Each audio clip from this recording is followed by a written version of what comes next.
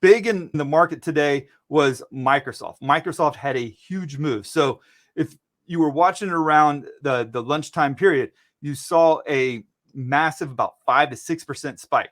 This came as a result of there being an expectation that Microsoft would be able to charge about $30 for a subscription-based model to their AI platform.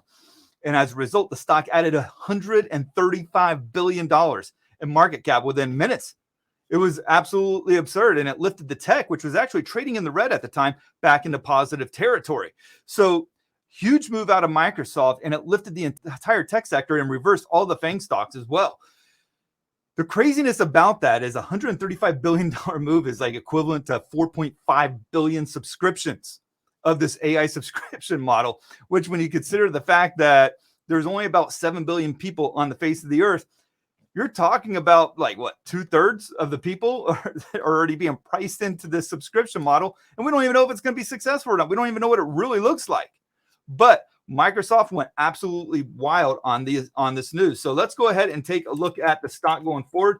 Earnings isn't yet. That's going to be next week. But let's take a look at this chart. So this orange trend line here, this is what I have been watching for a while, especially coming into today, because it had held it going back to April, bounced off of it numerous times. But then in late June, it broke below it and it never really recaptured it. Yes, you had this one-off instance here, but it kept getting rejected off of this trend line. And even up until yesterday and on Friday, we saw where it just simply could not get back above that trend line.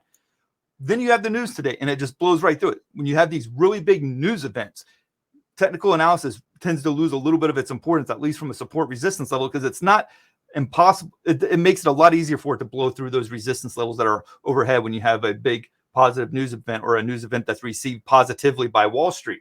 And in this case, Microsoft just blew right through it. What are we looking at going forward here? Because would I want to chase it at these levels? No, I didn't even think the chart really looked that good coming in. Now, obviously, the trend line was bad, but there was like this malaise that had kind of been cast over the stock over the past month or so, where it just wasn't going anywhere. And then even though today's like the 6th day in a row that it's managed to rally, the 5 days that preceded it, really it wasn't going anywhere. It was just not breaking down. There was an opportunity here a couple of times to break down this below this 328 level, and it just refused to do so. Going forward, you're going to want to pay attention to this rising trend line right here. So it's almost parallel to this orange trend line. With the orange trend line broken, I don't think it really plays a huge role going forward. I think the biggest thing is to start paying more attention to this blue rising trend line that goes back to late March or mid-March. Does it pull back off of earnings? If so, that's a good opportunity if it can hold the trend line to play that bounce there.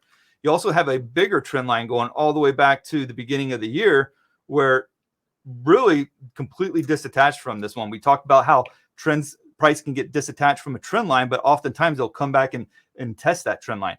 If the earnings are a disaster, I don't expect them to be, but also I don't play earnings because I can't predict the outcome of them very well, nor can anybody for that part. This would be like a worst case scenario if you pull back to this 313. But right now, if I'm wanting to get long on this stock, I'm really looking at this rising trend line going back to mid-March as a potential opportunity on a pullback. And the market's extremely oversold or overbought. You look at the Qs here, and if you put a layer of Bollinger Bands over the top of it, it doesn't look that great, guys. You can see 4 straight days we're trading outside of the upper Bollinger Band. That hasn't happened all year long. There's no other instance all year long where that's happened. And that's using 2 standard deviations off of the 20-day moving average. That is an extreme move that we're seeing unfold. And so over the last few days, it has made it very difficult for me to want to buy into some of these trade setups that I've been seeing. I've seen some good ones like with Deere, with NTAP, and I've passed up on them just because I wasn't comfortable getting in when the market's starting to get so overextended. Now, I have positions in my portfolio. I have plenty of positions, but I've been whittling them down essentially. I closed out Tesla today, and I closed out Honeywell, and I wanted to take profits on it because the market's getting overextended, and I need to be much more aggressive with making sure that I don't lose the profits when the market does pull back at some point in the future. So going back to Microsoft, let's go ahead and remove the Bollinger Bands here. And you can see very overstretched, not something I want to be chasing, watching for the pullback to the rising trend line. If it gaps higher after earnings, okay, so be it. We got a little time before the next earnings report comes out, but I don't want to be chasing it here going into earnings at 359.